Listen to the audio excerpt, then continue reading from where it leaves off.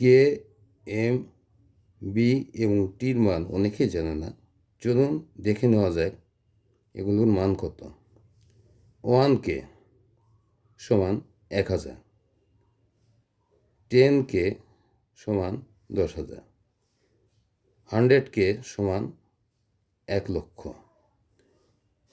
1 million সমান 10 লক্ষ, 10 million সমান 1 কোটি, 100 মিলিয়ন সমান 10 কোটি, 1 বিলিয়ন সমান 100 কোটি, 10 বিলিয়ন সমান 1000 কোটি, 1 ট্রিলিয়ন সমান 1 লক্ষ কোটি।